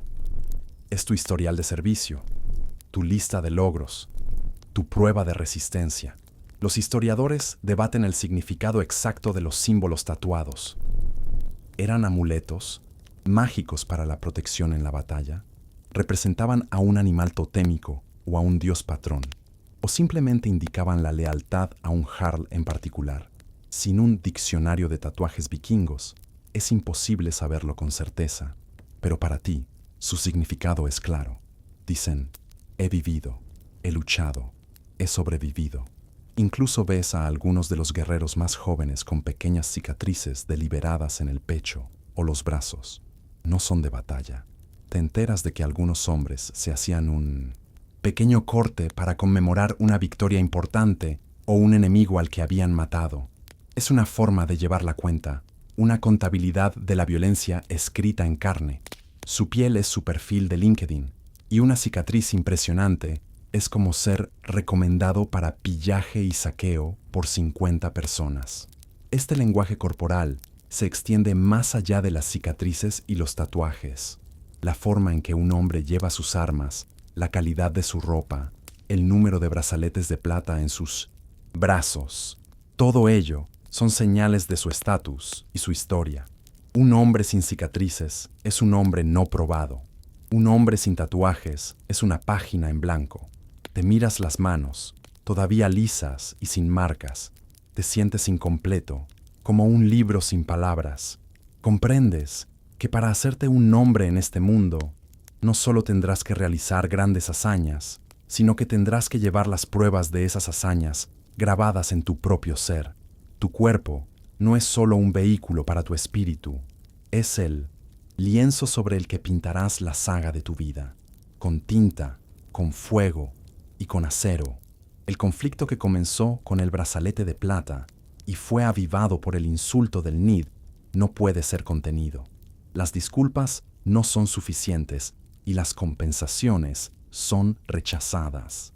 La tensión entre la familia de Kyle y la de Jarek se extiende por toda la aldea, dividiendo lealtades y envenenando el aire. Finalmente, la frágil paz se rompe.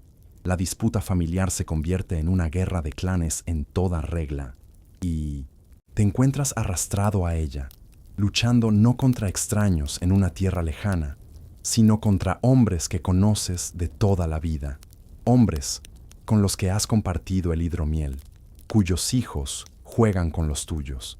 La experiencia es profundamente inquietante y revela un nuevo nivel de crueldad. La incursión en el monasterio fue un acto de depredación, casi como una cacería. Fue brutal, pero impersonal. Esto es diferente. Esto es odio. Hay una intimidad en la violencia que te revuelve el estómago. Cuando luchas contra un enemigo extranjero, no conoces su rostro ni su historia. Pero aquí, reconoces a cada hombre al que te enfrentas. Sabes quién es su padre, dónde vive, el nombre de su esposa, y ellos saben lo mismo de ti. Las reglas tácitas de la guerra, si es que alguna vez existieron, se tiran por la ventana. No se trata de tomar botín, se trata de infligir dolor. Ves a hombres de tu clan quemando los campos de la otra familia, no por estrategia, sino por puro rencor. Matan al ganado y lo dejan pudrirse. Un acto de desperdicio impensable en tiempos normales. Es como una disputa vecinal, pero en lugar de llamar a la asociación de propietarios, quemas la casa de tu vecino y salas sus tierras. Las sagas nórdicas están repletas de estas sangrientas disputas familiares, ciclos de venganza que podían durar generaciones, destruyendo clanes enteros. La tuya parece ir por el mismo camino. La lucha es caótica y salvaje. En lugar de batallas campales, hay emboscadas en el bosque, ataques nocturnos a las granjas, asesinatos sigilosos. Se explotan las debilidades personales. Se ataca a los miembros más vulnerables de la familia. Es una guerra sin honor, impulsada por la humillación y el deseo de venganza. Te encuentras luchando contra el primo de Jarek, un chico con el que creciste. Mientras vuestras hachas chocan, ves en sus ojos el mismo desconcierto y odio que debe haber en los tuyos. Los dos estáis atrapados en una máquina de venganza puesta en marcha por otros. Los historiadores debaten si estas destructivas disputas internas fueron un factor clave en el debilitamiento y el final de la era vikinga, o si eran simplemente una característica social endémica que no afectó a su capacidad para proyectar poder hacia el exterior. Desde tu perspectiva, en medio del barro y la sangre, te parece increíblemente autodestructivo. Es como si el propio cuerpo del clan se estuviera devorando a sí mismo. Mientras que para las disputas individuales existía el Holmgang, un duelo ritualizado con reglas estrictas para limitar el derramamiento de sangre. En una guerra de clanes como esta, no hay reglas. Es una lucha a muerte, no solo por la supervivencia, sino por el derecho a escribir la historia, a decidir quién tenía razón y quién fue deshonrado. La lucha es amarga y personal, y el sabor de la victoria, si llega, sabes que será tan amargo como la derrota. Después de semanas de brutales escaramuzas y pérdidas en ambos bandos, tu clan emerge victorioso. Jarek y sus hermanos más cercanos yacen muertos. Sus guerreros restantes se rinden o huyen. Te encuentras de pie en el gran salón de Sudrakar, ahora silencioso y lleno de humo. El aire es pesado con el olor a fuego y muerte. Pero la guerra no ha terminado. La victoria militar no es suficiente. La humillación que sintió Jarek debe ser devuelta a su linaje, magnificada y grabada a fuego en su memoria para siempre. Comienza el acto final y más oscuro de la venganza. Las mujeres de la familia de Jarek, su esposa, sus hijas, sus sobrinas, son sacadas de sus escondites y llevadas al centro del salón. El miedo en sus ojos es diferente al de las monjas en el monasterio. Aquello fue el terror a lo desconocido. Esto es el terror a lo conocido. a la deliberada y personal crueldad de los vecinos convertidos en monstruos. Lo que sucede a continuación no es una explosión caótica de violencia, sino un ritual frío y calculado. No se trata del deseo de los vencedores, sino de la aniquilación simbólica de los vencidos. Es una declaración de poder en su forma más cruda y carnal. Las sagas nórdicas rara vez describen estos actos explícitamente, utilizando eufemismos como deshonraron su linaje. Pero tú estás aquí y ves el significado sin adornos. Te ordenan que formes parte del círculo de guerreros que las rodean, que seas testigo, que seas cómplice. Tu presencia es parte del ritual de humillación pública. El objetivo es dejar claro que el linaje de Jarek ha sido roto, su honor contaminado en su misma fuente. Cualquier hijo que nazca de esta noche no será un heredero, sino un recordatorio viviente de la derrota y la vergüenza de su familia. Es la forma más permanente de salar la tierra del enemigo, asegurando que nada honorable pueda volver a crecer allí. Te sientes enfermo, pero el miedo a mostrar debilidad, a ser el siguiente en ser considerado Arker, te mantiene en tu sitio, con la cara como una máscara de piedra.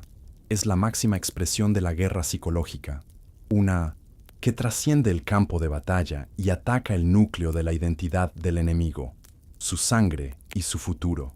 Los historiadores debaten si estos actos eran explosiones espontáneas de violencia o si eran parte de una estrategia ritualizada, diseñada conscientemente para infligir el máximo daño social. Lo que presencias te parece demasiado metódico, demasiado teatral para ser espontáneo. Es una política de tierra quemada llevada al cuerpo humano. Los niños que puedan nacer de esta violencia existirán en un limbo social, siendo un recordatorio constante de la humillación de su clan y potencialmente alimentando un nuevo ciclo de venganza en el futuro. Mientras estás de pie en ese salón lleno de humo, escuchando los sonidos de la victoria más hueca que jamás hayas conocido, comprendes la verdad más profunda y oscura de las disputas de tu pueblo. No terminan cuando muere el último guerrero, terminan cuando se destruye la esperanza del enemigo, cuando su pasado es deshonrado y su futuro es reescrito con la tinta de la violencia y la vergüenza. Tras la amarga victoria en la guerra de clanes, un aire de inquietud se asienta en la aldea. Hay demasiados guerreros con sangre en los ojos y muy pocos enemigos cerca. El Jarl, en un acto de astuta gestión de recursos humanos, decide canalizar toda esa agresividad hacia el exterior. Se organiza una gran expedición, pero esta vez el objetivo es diferente. No vais solo a saquear y volver, vais a quedaros. Navegáis hacia el oeste, hacia las costas verdes y lluviosas de Inglaterra, una tierra que ya ha sentido el aguijón de vuestras incursiones, pero esta vez traéis vuestras herramientas, vuestras semillas y la intención de labrar un nuevo hogar en suelo ajeno. Os convertís en una fuerza de ocupación y con ello observas una nueva estrategia desarrollarse. No se trata solo de conquistar con la espada, sino de conquistar desde dentro. Ves a tus compañeros guerreros, hombres que hace unos meses estaban matando a sus propios vecinos, establecerse ahora en las granjas anglosajonas abandonadas, y observas cómo toman a las mujeres locales, no siempre por la fuerza, sino a través de una mezcla de intimidación, necesidad y a veces una extraña y pragmática convivencia. Se forman parejas sin ceremonia, se crean hogares sin bendición. Te das cuenta de que esto es una política no declarada, una forma de colonización silenciosa y biológica. Es la versión vikinga de la inversión a largo plazo.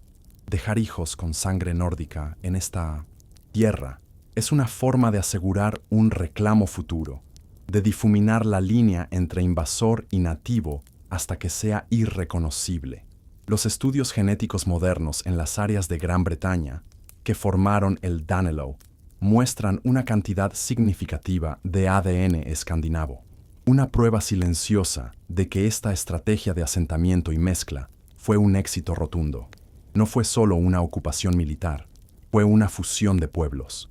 Ves a uno de tus compañeros de barco, un guerrero rudo llamado Sten, que ahora vive con una mujer anglosajona.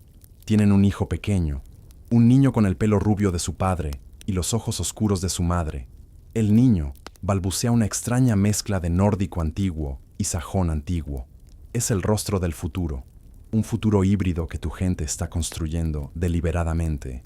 Los historiadores debaten si esta colonización genética fue una política consciente y deliberada por parte de los líderes vikingos o simplemente el resultado inevitable de un gran número de jóvenes guerreros asentándose en un nuevo territorio lejos de sus propias mujeres. Viendo la forma en que el Jarl anima estas uniones, sospechas que hay mucho de estrategia en ello. Es más barato que mantener una guarnición permanente y mucho más eficaz a largo plazo. Es una forma de conquistar no solo la tierra, sino también el futuro. Te das cuenta de que tus compatriotas no solo están sembrando cebada en los campos ingleses, están sembrando su propio linaje en el útero de la tierra que han conquistado. Una táctica silenciosa para que su presencia aquí sea no solo permanente, sino hereditaria. La estrategia de asimilación da un paso más, volviéndose más formal y de mucho más alto riesgo. Tu Jarl, tras una campaña exitosa, finalmente derrota al señor anglosajón más poderoso de la región, un ealdorman llamado Ethelred. Su ejército está destrozado, su salón principal en llamas. Podría simplemente matar a Ethelred y a toda su familia, borrando su linaje por completo, pero elige una ruta más inteligente, más insidiosa. En lugar de ejecutar a la familia derrotada, el Jarl toma a la hija de Ethelred, una joven noble llamada Edith, como su esposa. No hay negociación, no hay dote, es un secuestro político disfrazado de matrimonio, y todos los presentes entienden perfectamente lo que significa. Este acto es una obra maestra de la política vikinga. En primer lugar, humilla a Ethelred de una manera que la muerte no podría, obligándolo a entregar a su hija al hombre que ha destruido su mundo. En segundo lugar, le da a tu Jarl un velo de legitimidad. Al casarse con la nobleza local, ya no es solo un invasor extranjero, es parte de la estructura de poder existente. Es el equivalente a una adquisición hostil de una empresa, donde para sellar el trato, te casas con la hija del antiguo director general. El tercer y más importante punto es la descendencia. Cualquier hijo nacido de esta unión tendrá sangre noble de ambos lados. Para los nórdicos, será el heredero del Jarl. Para los anglosajones locales, será el nieto de su antiguo señor.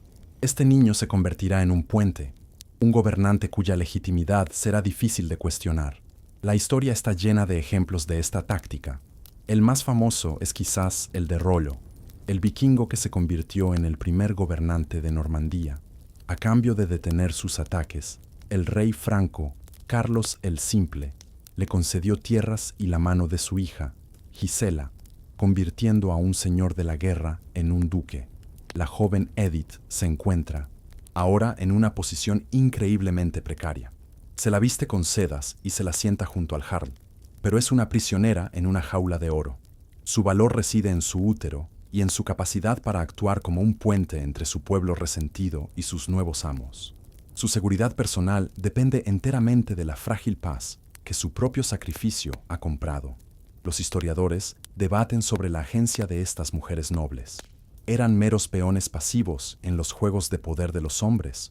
¿O podían ejercer alguna influencia sutil sobre sus nuevos maridos, abogando por su pueblo y suavizando la dureza del dominio nórdico?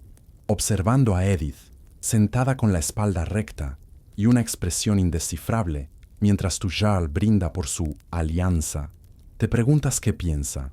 No puedes saberlo, solo ves el resultado, una conquista blanqueada para que parezca una herencia, una invasión transformada en una unión.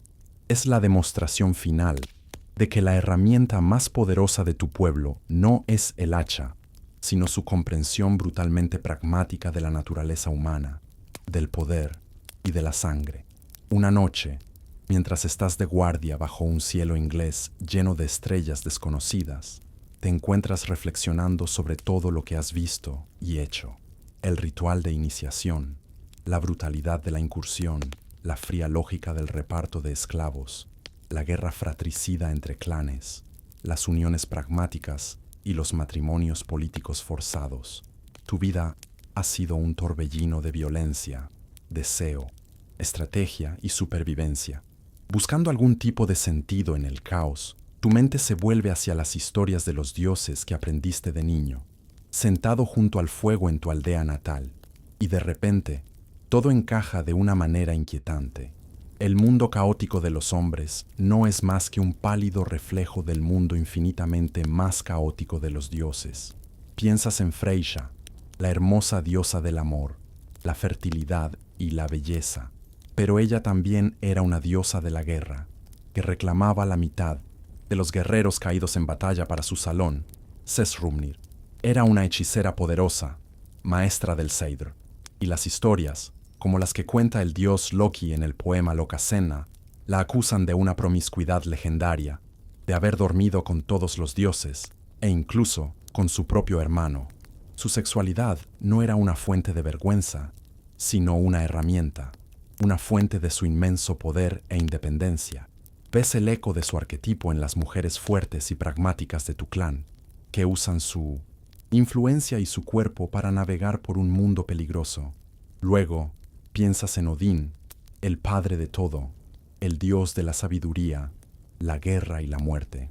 Es el parangón de la autoridad masculina, y sin embargo, para obtener el conocimiento de las runas, se colgó del árbol del mundo, Yggdrasil, durante 9 días y 9 noches, herido por su propia lanza, en un sacrificio a sí mismo. Para obtener un trago del pozo de la sabiduría de Mimir, sacrificó uno de sus ojos. Y lo más sorprendente de todo, practicaba el Seidr, la misma magia asociada a las mujeres, por lo que Loki lo acusó de ser Argr, el mismo insulto que destruyó la reputación de Harek. El dios más grande estaba dispuesto a desafiar las normas de género y a sufrir humillaciones para alcanzar sus objetivos. Su búsqueda de poder justificaba cualquier medio. Los académicos debaten si los mitos nórdicos simplemente reflejaban la sociedad que los creó, o si activamente le daban forma. Actuaban los vikingos de una manera determinada, porque sus dioses lo hacían, o crearon dioses a su propia imagen para justificar su forma de vida. La respuesta, sientes, es que ambas cosas son ciertas. Los mitos proporcionan un modelo divino para la complejidad humana. Si Freyja puede ser a la vez diosa del amor y de la guerra, tiene sentido que la intimidad y la violencia estén tan entrelazadas en tu mundo. Si Odín puede sacrificar el honor convencional por un poder mayor, tiene sentido que un Jarl utilice tácticas deshonrosas para asegurar su legado. Los dioses no son modelos de virtud moral, son modelos de poder, ambición y supervivencia. El comportamiento de tu pueblo, con toda su brutalidad y sus contradicciones, no es una aberración, es un eco terrenal de las sagas divinas, una imitación mortal del drama que se desarrolla eternamente en Asgard. Pasan las estaciones, y las estaciones se convierten en años, y los años se convierten en décadas. El joven asustado que fuiste en tu primera incursión es ahora un fantasma, un recuerdo, lejano. Te has convertido en el anciano sentado junto al fuego, el que tiene la mirada lejana y las manos que nunca están del todo quietas. Eres el veterano, el superviviente. Tu pelo, antes rubio como la paja, ahora es blanco como la nieve del primer invierno. Tu rostro, que una vez fue liso, es ahora un mapa de arrugas, cada una de ellas una ruta fluvial de risas, ceños fruncidos y el duro sol del mar. Te miras las manos, y ya no son las manos de un extraño, son tuyas, nudillos nudosos, venas, que se levantan como raíces de un árbol viejo, y las cicatrices, oh, las cicatrices. Cada marca en tu piel es un capítulo de tu historia, la línea blanca y fina que cruza la palma de tu mano izquierda, el desliz de un cuchillo mientras tallabas madera en una larga noche de invierno a bordo de un drácar, la marca redonda y hundida en tu hombro, la punta de una lanza que te alcanzó en la guerra de clanes, un recordatorio del odio entre hermanos, la piel descolorida y brillante en tu antebrazo, una quemadura de una viga ardiendo que cayó demasiado cerca. Tu cuerpo es tu saga personal, un manuscrito de carne y hueso que solo tú puedes leer con verdadera comprensión. El arte de la narración oral era supremo en tu cultura, la forma en que se transmitían las sagas y las leyes. Y tú te has convertido en un narrador, pero tu libro es tu propia vida. Los niños de la aldea, ahora una mezcla de rostros nórdicos y anglosajones, se sientan a tus pies, con los ojos muy abiertos. Cuéntanos la historia de cuando luchaste contra el gigante del mar, pide uno, refiriéndose a una tormenta que casi hundió vuestro barco hace 30 años. Cuéntanos cómo tomaste la fortaleza de piedra, dice otro. Y tú cuentas las historias, pero te das cuenta de que haces lo mismo que el anciano narrador de tu infancia. Pules los bordes ásperos, omites el miedo paralizante que sentiste, la miseria de las mujeres cautivas, la crueldad de la venganza.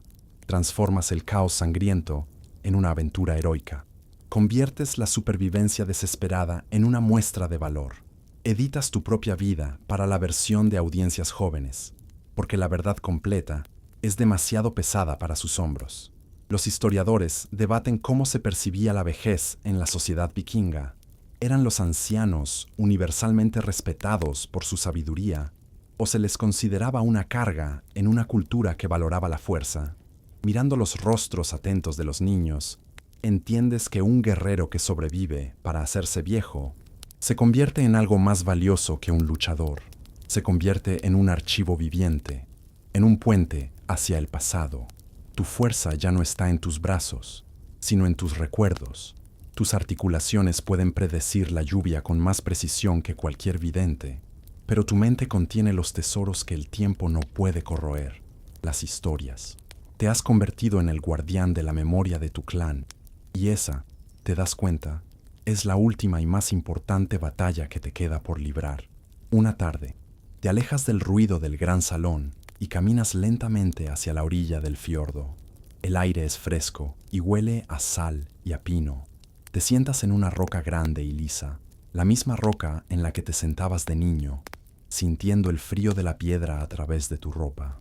El mundo, en su esencia, no ha cambiado. El agua del fiordo es oscura y tranquila, reflejando el cielo del atardecer como un espejo negro. Las siluetas de los drácars amarrados son las mismas. El humo sigue ascendiendo de los techos de Mimonetsantes, las casas, y sin embargo, todo ha cambiado, porque tú has cambiado. Ya no miras el fiordo con el anhelo de aventuras lejanas, sino con la tranquila comprensión de un viaje completado. Tu mirada recorre la aldea y ves los ciclos de la vida girando como las estaciones. Ves a un grupo de niños pequeños cerca de la orilla, lanzando piedras al agua y gritando con una alegría despreocupada. Uno de ellos podría ser tu tataranieto.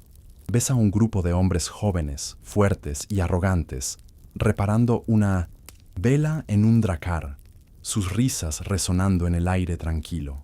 Se preparan para su propio viaje, para escribir sus propias cicatrices en su piel.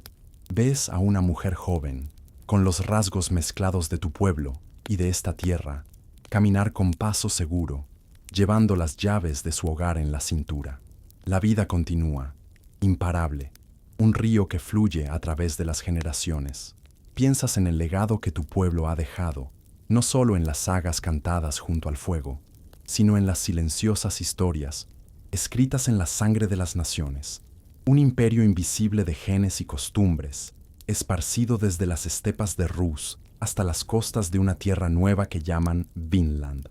El fin de la era vikinga, como lo llamarían los historiadores, se acerca. Nuevos dioses, nuevas leyes y nuevas formas de luchar están llegando. Pero el eco de tu gente perdurará en los nombres de los lugares, en los hilos de ADN, en las historias de demonios del mar que las abuelas contarán a sus nietos. El sol se hunde tras las colinas y el cielo y el agua se tiñen de un púrpura profundo. Un silencio profundo desciende sobre el fiordo, roto solo por el lejano graznido de un cuervo. Sientes una paz que te ha eludido durante toda tu vida.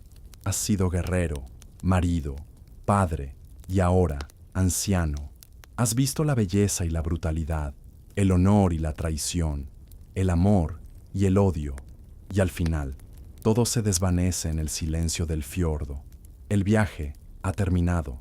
Cierras los ojos escuchando el suave murmullo del agua contra la orilla, el latido del corazón del mundo. Te has convertido en una historia más, lista para ser contada, lista para ser olvidada, lista, por fin, para descansar. Y así, nuestro largo viaje a través del tiempo llega a su fin. Las imágenes de los fiordos fríos, de los drácars silenciosos y de los fuegos crepitantes en el gran salón comienzan a desvanecerse lentamente, como la niebla de la mañana al salir el sol. El sonido del viento del norte se convierte en el suave zumbido de tu habitación, y el peso del hacha y el escudo se disuelve en la cómoda pesadez de tus mantas. Has caminado por un mundo antiguo, has sentido sus alegrías y sus penas, y ahora regresas, a salvo, al tranquilo puerto de tu propia cama. Deja que la oscuridad te envuelva como un manto cálido y protector. Ya no hay batallas que librar ni viajes que emprender. Solo queda el silencio de la noche, una paz profunda y reparadora que se asienta en tu mente y en tu cuerpo. Cada respiración te ancla más y más en el presente, en la seguridad de este momento, aquí y ahora. Siente cómo tus músculos se relajan, cómo la tensión del día se disuelve y se aleja flotando, como un barco que zarpa hacia un mar de sueños tranquilos. Las historias se han contado, los fantasmas del pasado han sido puestos a descansar. Ahora es tu momento de descansar también, de hundirte suavemente en el sueño profundo y sereno que te espera. Permite que la calma te guíe hacia un descanso pacífico, donde solo encontrarás tranquilidad.